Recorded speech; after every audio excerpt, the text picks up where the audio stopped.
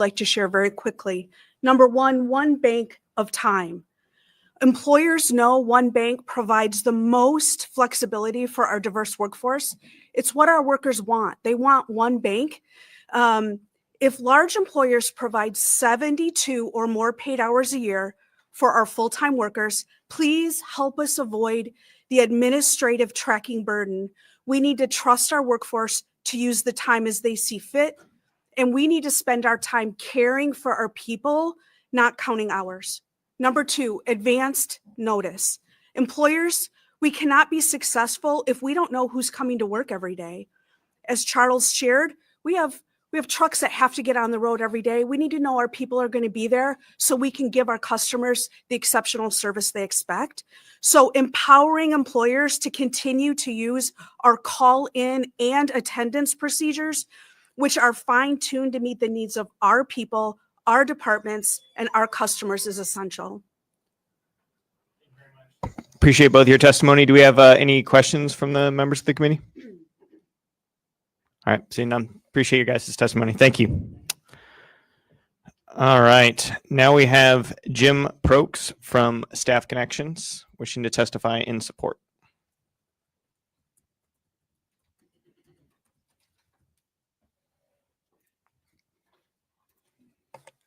Go Lions. That would have played a lot better the other day with the room packed. Good morning, Mr. Chair and committee. I'm here today to voice my support for House Bill 4002, which would make practical fixes to the Earned Sick Time Act, ESTA, and make the law more workable for businesses and workers alike. My name is Jim Prokes. I am the proud owner of Staff Connections, a medical staffing company located in Milford, Michigan. Our revenues are approximately $3 million a year. We have approximately 60 W-2 employees, ranging from part-time to full-time. We provide many schools in Wayne, Oakland, and Livingston counties with skilled nursing and therapy services for Michigan students with disabilities to enable them to attend school and receive an education. We provide one-on-one nursing care for students with tracheotomies, feeding tubes, and ventilators. By way of example, during transport on the bus ride to and from school and throughout the school day.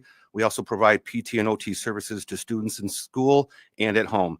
Since time is limited, I'll focus on three components of the Act. Currently, ESTA does not require employees to provide advance notice or advance to comply with existing company notice policies.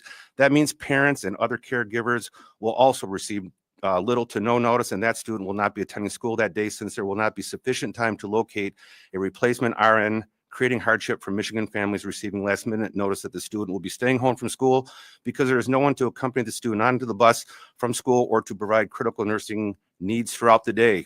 Families will be forced to alter their schedules in order to make arrangements for last-minute home care. As written, the Act currently creates opportunity for abuse.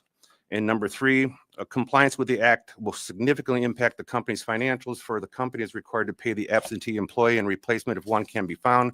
Without an alternative source of revenue, there's no mechanism to address the loss of revenue, since raising rates for our customers is not an option when school districts are already strapped for cash. We estimate annual costs to this Act will be between $70,000 and $90,000 per year, representing 35 to 45% of our company's net profit for the year. Keep in mind, please, that as owners, we do not take a salary. Owner income is derived from what's left at the end of the year. I cannot emphasize enough the impact this Act is as currently written. Thank you for letting me testify today regarding the Earned Time Sick Act. Thank you, and right on time. So appreciate that. Man, Appreciate that. That was a lot of reading. Yeah, there you go. There you go. Very nicely done. Any questions from the members of the committee? All right. Thank you. Next, we will be hearing from Ashley Draft, an employment law attorney from Varnum. She is testifying in support.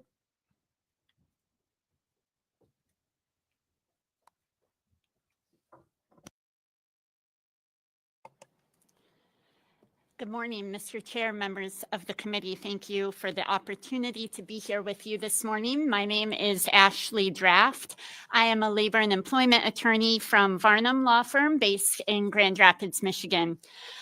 In my role, I have worked with employers across the state, large and small, all of whom care greatly about their employees and want to do right by them, want to give them some paid leave. But the Earned Sick Time Act, as currently formulated, has numerous problematic elements that I know many of you are already aware of.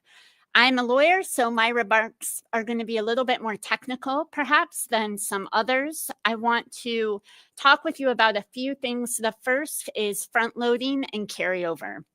It is essential that we formulate a way for employers to front load paid leave without having to track hours and ensure their compliance with their obligations under the law. This is important for salaried employees. We have employers right now who are wondering if they need to start forcing their salaried employees to track their hours every week just so they can ensure compliance with the act. They need a way to ensure their compliance without that kind of tracking. Carryover, right? Typically, carryover of benefits from one year to the next is done so that employees know on January 1 they have some leave that they can use. Carryover makes sense in a context where there is no front loading. However, if front loading of benefits occur, then there is no need for carryover, in my opinion. Secondly, I want to talk for a moment about employee notice and increments of use. We have many clients who track their employees' time down to the 10th of an hour. That is 6-minute increments. Under the act as currently written, employees are able to use ESCA time in 6-minute increments if that is the increment of tracking used for their attendance. What that means, practically speaking, is that an employee could, for weeks at a time, show up 10 minutes late to work and say, I want to use 0.2 hours of ESCA time. And the employer would have no ability to ask that employee for documentation because there has been no I didn't even know that the alarm changed on me there. So yeah, that's technology. I have to talk to Steve Jobs about that one. So I yeah. will pause Yeah, and Tim I'm Cook, happy I guess. to answer any questions. Thank you. Appreciate the time. Do we have any questions from the members of the committee? All right. Hey, thank you very much for your Yeah. testimony. Thank you. Appreciate it. Next, we'll be hearing from Brian Reef from the Michigan Fitness Association. He will be testifying in support of the bill.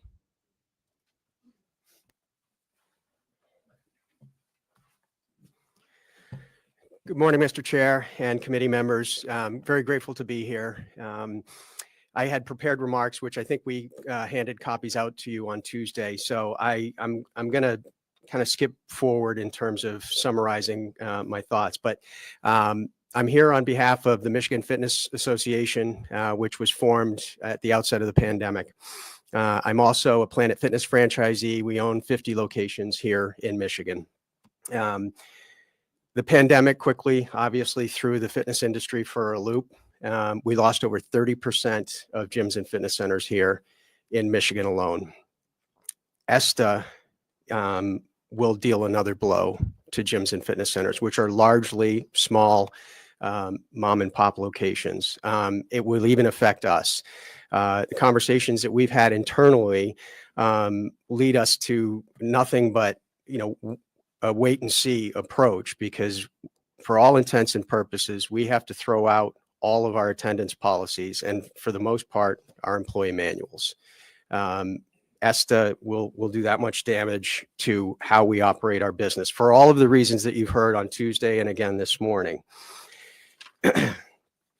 Two things that I did want to point out in terms of how it would affect us specifically. This will force things like automation. And you heard on Tuesday the same thing in terms of replacing employees with kiosks. That wouldn't be too far off in a gym or fitness center where you could have a self-serve kiosk. It's not a practical solution when it comes to gyms and fitness centers, because with people working out, there's obviously the health and wellness element. We do need people there to make sure that not only our members, but our staff are safe as well. And then, the potential for abuse by employees with this policy or with this act are numerous. And again, it's been outlined over and over again. We are absolutely in support of HB 4002. Which All right, does make thank you. And practical changes. the waves are going off on me here. So appreciate your testimony. Just one question from me, Mr. Reef. So would it be overstating the severity of the issue if 4002 is not adopted and we hit this February 21st deadline that many of your members will have to close? Absolutely. All right. And then after the fact, these businesses are closed, already been hit hard by the pandemic, would be incredibly hard for them to then reopen if we were to fix things down the road. Yeah, subject to the litigation that's going to take place. I think it's, and that's the other issue is most of these businesses don't have the financial wherewithal to defend against this. So there's a lot of urgency here. So thank you. Absolutely. Appreciate your testimony. Thank you. All right. Next, we will be hearing from Kyle Langlois and Sarah Scoden, the Parks and Recreation Director from the City of Sterling Heights and the Human Resources Director for the City of Human Rights. And you're testifying in support? Okay.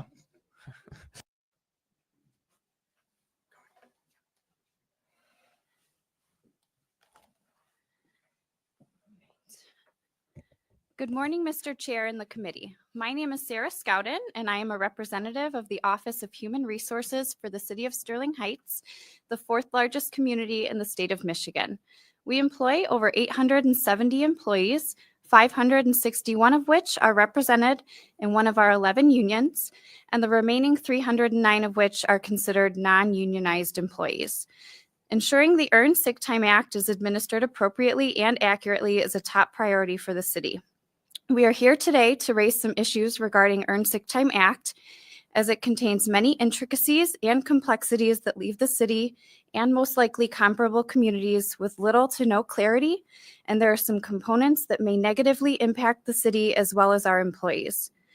As a government agency, we have limited resources. Funds spent in one area typically come from another. ESTA will have a direct financial impact, requiring additional funding of approximately $100,000 annually to support earned sick time for our non-unionized employees, which will require budget reallocation of limited taxpayer resources. Upon our 11 collective bargaining agreements opening, there remains a lack of clarity concerning administering existing bank times currently afforded to our unionized workforce in accordance with the CBAs. Some examples include the uncertainty of the city's ability to continue to pay out unused PTO and sick time, a benefit currently afforded to our workforce. Another example is the lack of clarity on converting sick time banks to personal banks, as also currently afforded. These are just a couple examples of the greater impact that ESTA will have on the city and our employees, in addition to some of the more common impacts that have been shared. A large department impacted by ESTA is our Parks and Recreation Department. With me today is Kyle Langlois, our Parks and Recreation Director, who will also be sharing testimony. Thank you. Thank you, Sarah, and thank you, Chair Schutte and committee members for having us today. As Sarah noted, I am Kyle Langlois, the Parks and Recreation Director for Sterling Heights, but also I serve as President-elect of the Michigan Recreation and Parks Association, or MParks, so I'm here kind of wearing two hats today. Well, we know we're hearing some very important testimony and relevant testimony about topics from the business community.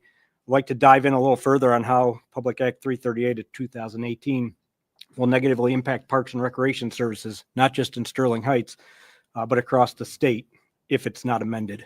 For a little context, the Parks and Recreation Department accounts for over 80% of the 309 seasonal part-time employees on the city's payroll. And as Sarah noted, this isn't the largest Parks and Recreation Department in the state, but certainly not the smallest either. So you can imagine how that impact can be. Balancing earned sick time banks for employees at this level in our organization will not only become an extraordinary burden on our existing accounting personnel, but likely we'll have to hire more accounting personnel to manage this.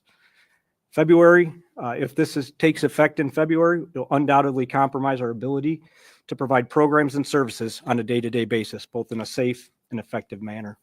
As Public Act 338 is currently written, there is currently no opportunity for discretion or recourse from a department like mine to ensure that we can deliver our programs, events, facility experiences in a safe and effective manner. I want to be clear that this is not about making people come to work when they were sick. It's quite the opposite. Rather, it is the use it or lose it policy that's on the table that will result in facility closures, canceling of programs, the need to require parents to leave work early to pick up their children due to insufficient staffing, cancellations of senior transportation rides, and the list will go on that are a cause for major concern here. From a Parks and Recreation standpoint, I can confidently tell you that I am not alone in sharing these concerns. The concerns from fellow Parks and Recreation directors across the state over what the pending legislation will mean for minimum staffing at pools, splash pads, day camps, and other areas where staff to attendee ratios are required for safety have dominated our conversations without any hope for reform until now. Thank you. Appreciate the testimony. Okay. Yep. Thank you. All right. Do we have any questions from the members of the committee? All right. Well, I appreciate Very the. good. Oh, yep. Chair recognizes Representative Regas. Thank you, Mr. Chair. How much more would it cost for you to have to hire more staff to be, if these policies are implemented, how much would that cost you per year? Do you have an estimate of that to hire more accounting staff? So as it stands right now, to ensure that we can properly administer the act as written, we would need to bring on at least one additional member to the accounting staff team. And all factors considered, that would probably cost us at least another $80,000 right off the bat for one individual. And how would you adjust your budget based on that? What would you have to cut? You'd have to cut something else. Yes, we would have to reallocate funds from another source. Okay, so possibly loss of job for another. Yes, another job of another individual, or perhaps cutting services that already exist to our residents. Okay, thank you. Representative Bierlein. Thank you, Mr. Chair.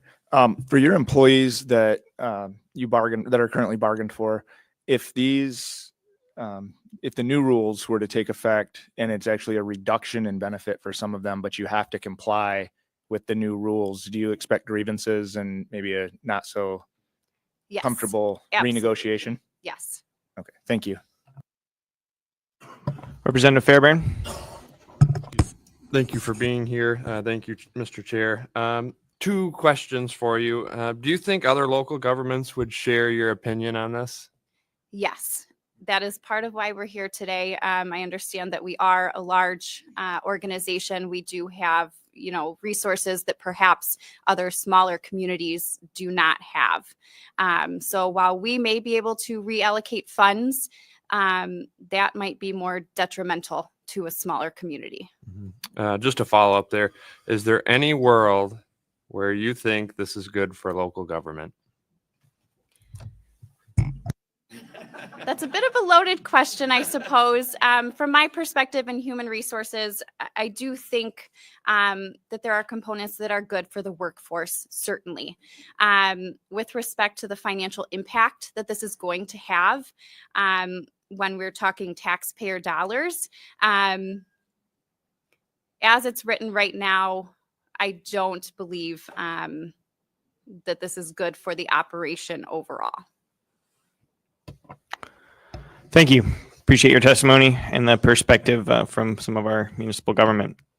Next, we'll be hearing from Sean Cecil, the Public Policy Field Director for Michigan Realtors, speaking in support.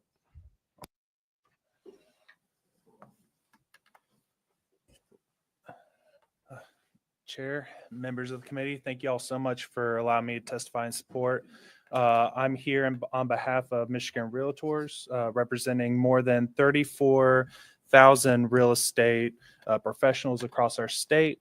The real estate industry operates primarily under a model where real estate agents are independent contractors working under the supervision of a broker. This structure is recognized and protected both in Michigan law and the Internal Revenue Code. Michigan's Employment Security Act and the Workers' Disability Compensation Act outline provisions that effectively exclude realtors operating under a broker's license from being classified as employees for the purposes of unemployment insurance and workers' compensation. It provides real estate professionals with the flexibility and entrepreneurial freedom necessary to manage their own businesses, schedules, and client relationships. House Bill 4002 reinforces this distinction by refining the definition of employee in a way that clearly excludes independent contractors from mandates that are designed for traditional employer-employee relationships. Not only would applying paid sick leave requirements to independent contractors create logistical challenges, but it would also fundamentally disrupt the structure of our industry. Real estate brokers would face immense difficulties tracking, calculating, and administering such benefits for agents who operate in significant autonomy. In closing, Michigan Realtors urges the committee to advance this bill as a vital step in maintaining the legal and operational clarity that enables our industry to function effectively. Well, thank you all so much for your time, and I'm more than happy to take any questions. Thank you, Sean. Do we have any questions? Oh. Representative Thompson. Thank you, Mr. Chair.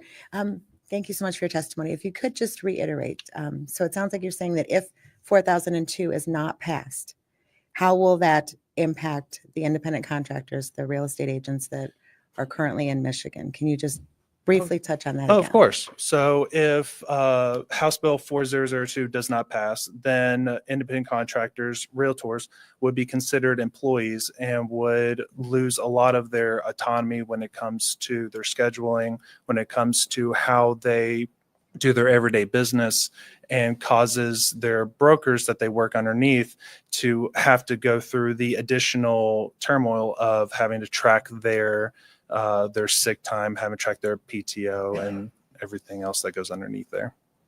Yeah. All right. Thank you very much, Sean. Hey, go Lions. Go Lions. Yeah. I think that's bipartisan, I would hope.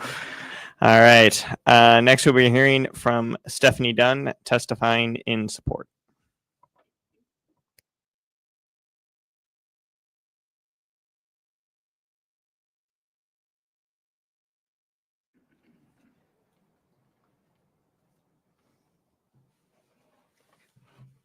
Thank you so very much, each and every one of you, for the opportunity to have people address this new House bill. I'm Stephanie Dunn. I am a sole proprietor, owner, operator, HR. I am logistics. I'm everything with my company.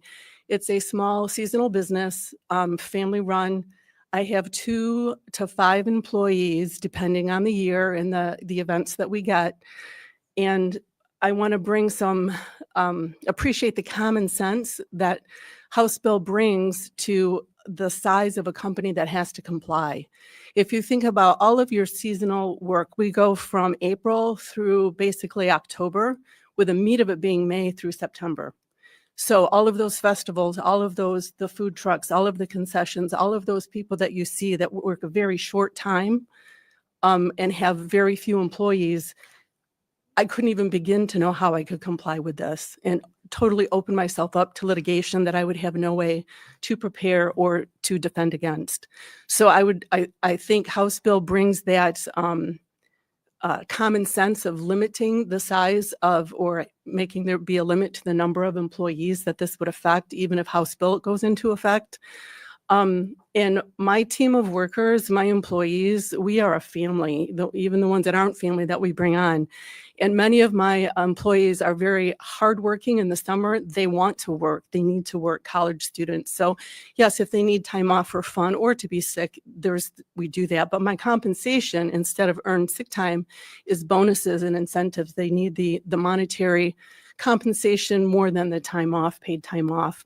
And so House bill gives me the leeway and my employees to work on what works best for their compensation in that short period of time that we actually work. Thank you so very much. I appreciate it. Thank you very much. Do you have any questions, members of the committee? Thank you very much. Appreciate it, Amy. Next, we'll be hearing from Adam Dietrich, a farmer in Ottawa County, testifying in support.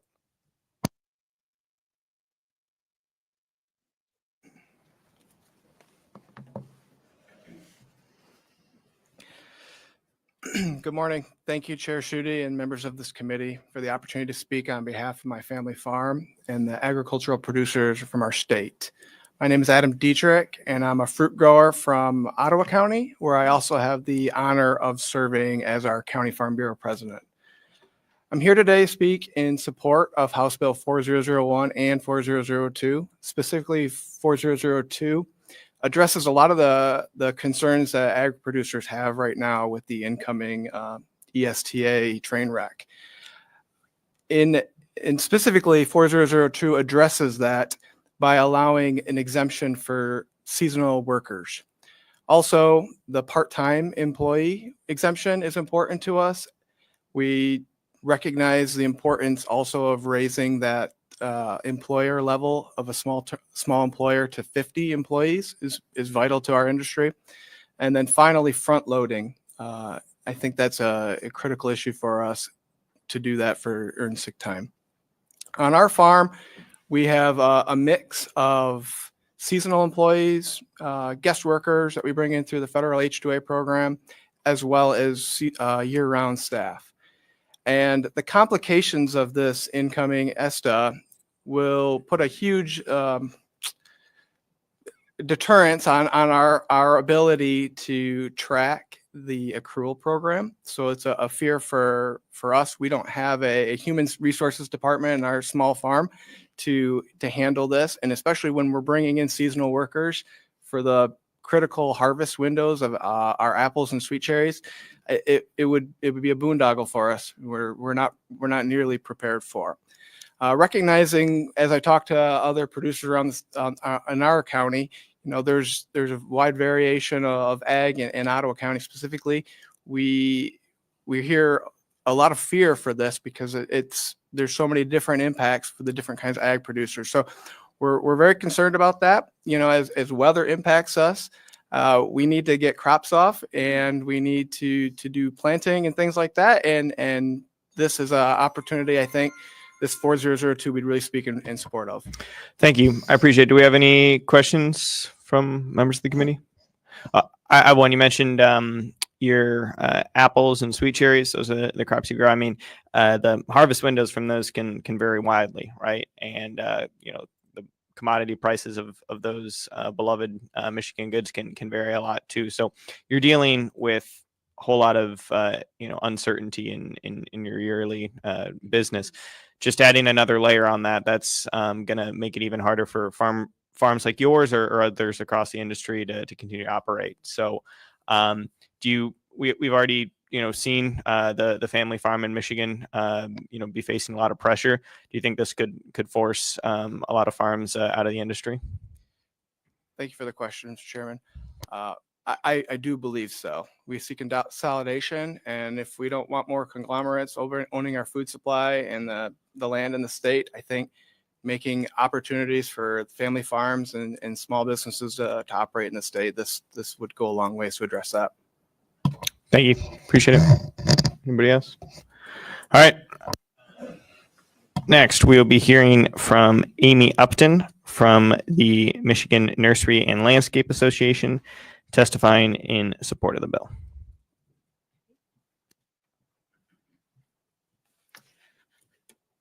Good morning, Mr. Chair Schutte and committee members. My name is Amy Upton. I'm with the Michigan Nursery and Landscape Association. Our association is our members of the association, we represent $5.7 billion industry. We have over 1,000 business members that are nursery, landscape, lawn care, retail garden center members. I'm testifying on behalf of all of our members today in support of House Bill 4002 and want to thank you for introducing this bill that is going to save the majority of our members. Most of our members are family-owned businesses. Most of them, due to the weather-dependent nature of our business, most of them are out working side by side with their employees. We do not have human resource departments.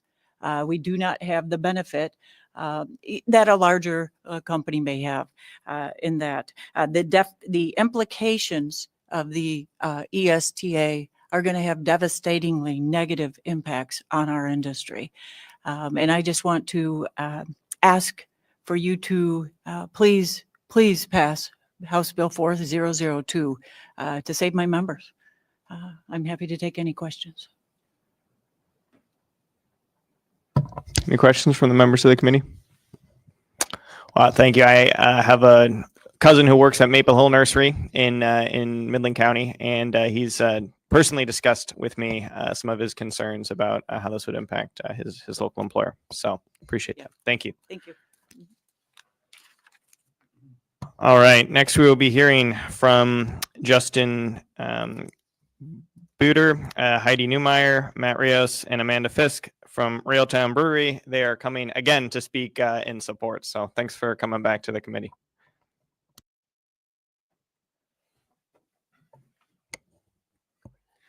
Good morning, Mr. Chair and committee. Thank you again for having us and listening to our testimonies. Thank you for adjusting the timer alarm. It's much more pleasant today. I just want to zoom in on two issues that I haven't heard talked about too much. The first being the definition of a small business and the exemption that goes with that. I want to be very clear. We're in support of 4001 and 4002.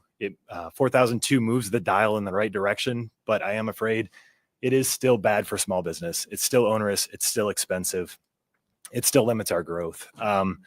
As far as the definition of a small business, we have 45 employees. I like to look at the definition of a small business as how many hats ownership and management have to wear. We don't have dedicated staff for HR, for marketing, for maintenance, for purchasing. We, by the very definition, are a very small business yet at 45 employees. Much of our staff is comprised of seasonal employees, part-time employees, driving those numbers up. So looking at a full-time equivalency for that exemption, I think would be greatly beneficial for a lot more businesses my size. One of the biggest concerns I have with an arbitrary number being put on an exemption like that is the growth limitation going forward.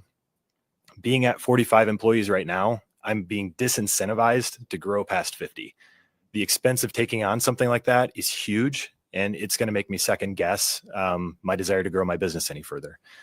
The second thing, and this is kind of a minor thing, but I think sometimes this gets glanced over in the larger conversations. A lot of folks have been talking this morning about the notice requirements or lack thereof in ESTA.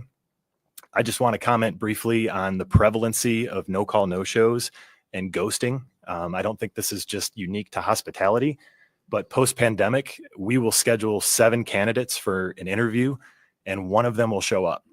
We will onboard new employees, they will do all their paperwork, and they will not show up for their first day of work. Having small things like this compound to bigger headaches for us as a business. This is not something that is an anomaly anymore. It's become the norm. So those are the two things I had, and I'm happy to answer any questions. Right on time. Thank you. And I'm glad to hear other people get ghosted too. So next we'll hear from Representative Regas. Yeah. Hi, Justin, Amanda, thank you for coming back today. The question that I had for you, Justin, actually you already answered and how this affects your ability for growth. Now tell me, Amanda, so under the current policy, how does this current policy impact your business as far as staffing? Like if you can staff on the Saturdays and Fridays. I've been to your restaurant. It's great. If you ever visit it, the Death by Cheese, you guys it will not disappoint you. So the no call, no show, I mean, that affects your service. It doesn't just, it impacts you in a greater because you're a restaurant, right? Because if you have a section like 4 tables, 3 tables, you have 2 that don't call, don't show. When we grew up, if you didn't show up to work, you lost your job. And this to me is very concerning because it takes your ability away to manage your own business and it puts the government forefront right inside your business. And I don't appreciate that. And I understand your concerns completely. So how do you manage if people don't call and don't show and there's no repercussions? It ties your hands as a manager. So can you explain that to me? Yeah. So just from a service perspective, we need roughly, give or take, 14 people, maybe 12 to run like a busy Friday night.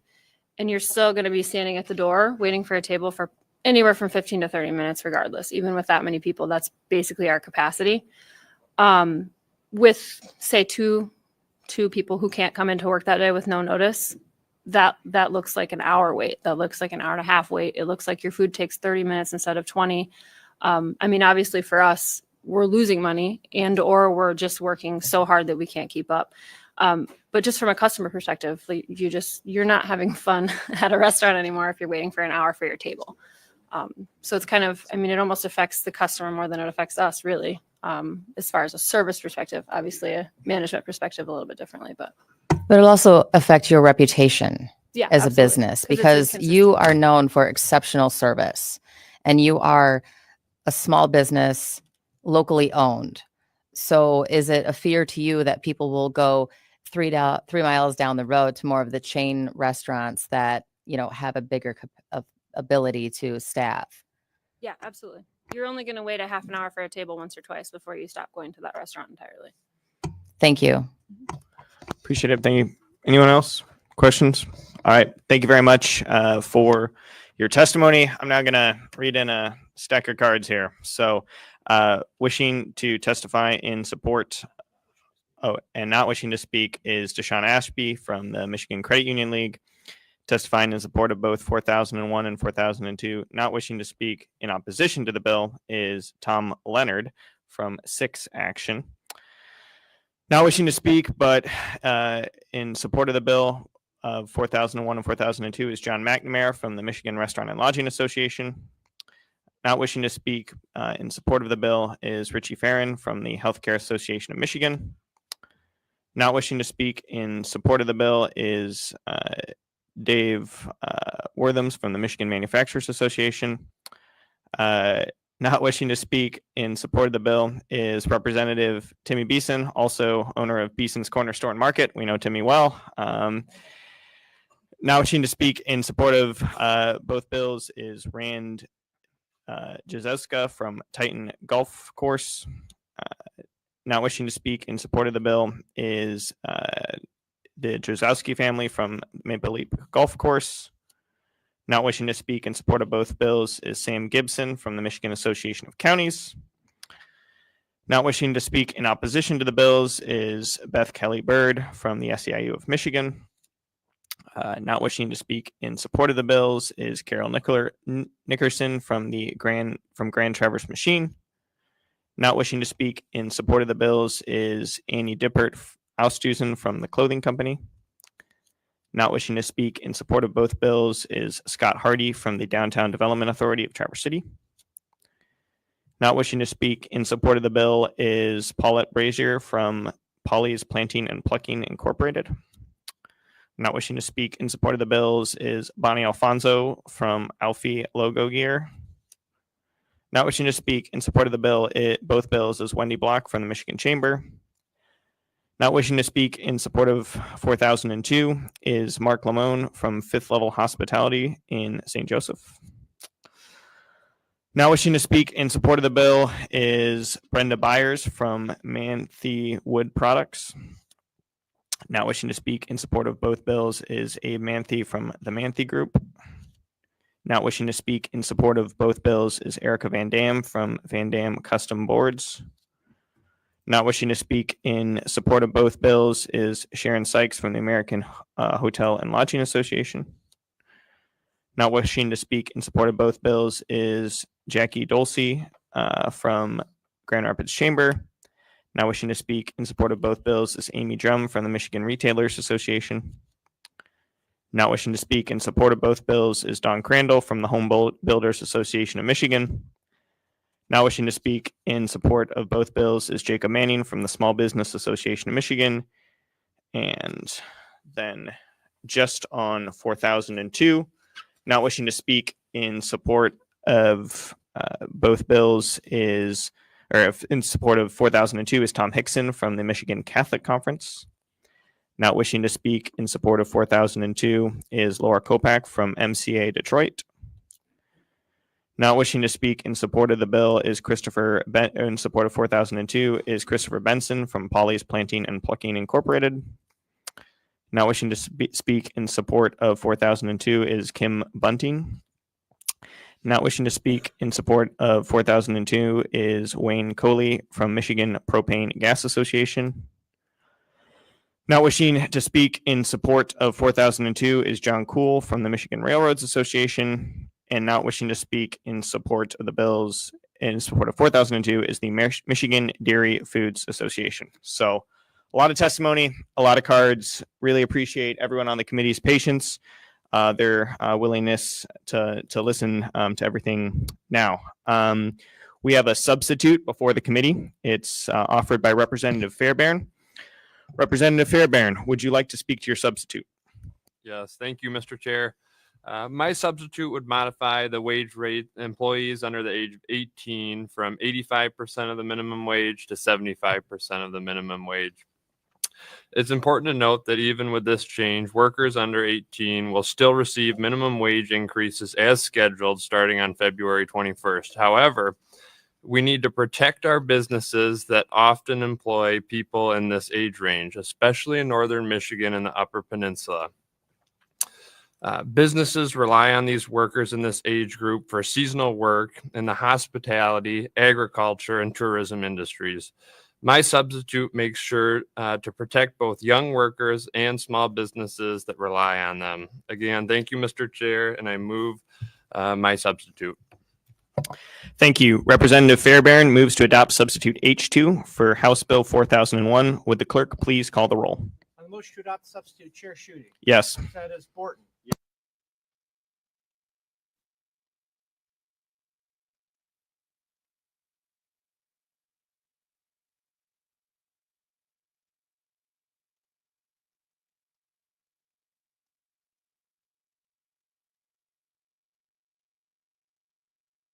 Phase 3 passed. The substitute is adopted. All right, the substitute is adopted. We now have an amendment from Representative Snyder. Representative Snyder, would you like to speak to it? Thank you, Mr. Chair. Briefly, my amendment simply reinstates the wage scale as prescribed by the Supreme Court ruling. And with that, I move my amendment. Representative Snyder moves to adopt the amendment. The clerk will call the roll. On the motion to adopt the amendment, Chair Schutte. No. Representatives Borton. No. Wenzel. No. Beerline. No.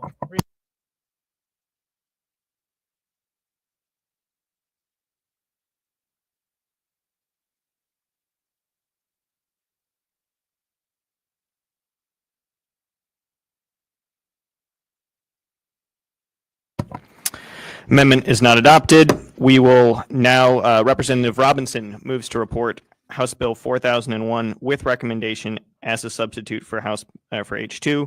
Will the clerk please call the roll? On the motion to report, Chair Schutte. Yes. Representatives Borton. Yes. Wenzel. Yes. Beerline. Yes. Regis. Yes. Schmaltz. Yes. Thompson. Yes. Fairbairn. Yes. Robinson. Yes. Hersberg. Yes. T. Carter. Passed. Witset. Yes. Whitwer. Yes. Snyder. Yes. Long John. Yes. Mr. Chair, 14 yeas, no nays, 1 pass. House Bill 4001 reported as substitute H2. Thank you very much. And we will now be taking up, or we have a substitute before us for 4002 offered by Representative Thompson. Representative Thompson, would you like to speak? Yes, thank you, Mr. Chair. My substitute makes 2 very important changes. First, it changes the definition of what a healthcare worker, healthcare professional is, and make sure that we're not excluding our chiropractors from this very important legislation within House Bill 4002. Secondly, it will allow that employees can carry over more than 72 hours of their sick time to the next year if the employer allows that. Currently, even if an employer wants to, employees cannot carry over 100 or 150 hours. Under this, they would be able to offer that benefit. So again, thank you, Mr. Chair, and I move my substitute. Thank you, Representative Thompson. Representative Thompson moves to adopt substitute H1 for House Bill 4002. Will the clerks please call the roll? On the motion to adopt substitute, Chair Schutte. Yes. Representatives Borton. Yes. Wenzel. Yes. Beerline. Yes. Regis. Yes. Schmaltz. Yes. Thompson. Yes. Fairbairn. Yes. Robinson. Yes. Hersberg. Yes. T. Carter. Yes. Witset. Yes. Whitwer. Yes. Snyder. Yes. Long John. Yes. Mr. Chair, 15 yeas, no nays, no pass. The substitute H1 is adopted. The substitute is adopted. Representative Long John has an amendment. Representative Long John, would you like to speak to it? Yes, thank you, Mr. Chair. These are my very first remarks as a representative of the 40th House District, and I'd be remiss if I didn't recognize that it is an honor and a privilege to serve with each of you on this committee. I'm also grateful for having a chance to participate in this process so soon after taking the oath of office. For those of you who don't know me, I'm a physician. 25 years ago, I took a different oath, and that was to do no harm. And that's the reason why I'm introducing this amendment today. This amendment protects the health and workers of their families by removing a significant barrier to preventive care for employees of organizations exempted from providing paid sick leave under 4002. It provides for 1 day of paid sick leave per benefit year to workers and their dependents to explicitly ensure that they obtain annual preventive care visits and paid time for the follow-up care recommended by their provider. In many ways, I want this amendment to go further, but it reflects the American Medical Association's position that state policies should guarantee employee paid sick leave without unduly burdening small businesses. Ensuring access to annual wellness visits with paid sick leave is good business and good medicine. Access to paid sick leave improves job satisfaction, reduces on-the-job injuries, stops the spread of disease, and more. Employees with paid sick leave are more likely to see a medical professional for diabetes screenings, flu shots, cholesterol checks, cancer screening tests, etc. These actions prevent long-term illness and unnecessary costly care. This amendment is not just good business and good medicine, it's also fiscally sound state policy in the long-term interest of taxpayers. People who do not get preventive services get sick. People who get sick who have Medicare as their Medicaid as their insurer, end up costing taxpayers billions in trips to emergency departments for avoidable care. I move that this amendment be adopted. Representative Long John moves to adopt the amendment. The clerk will call the roll. On the motion to adopt the amendments, Chair Schutte. No. Representatives Borton. No. Wenzel. No.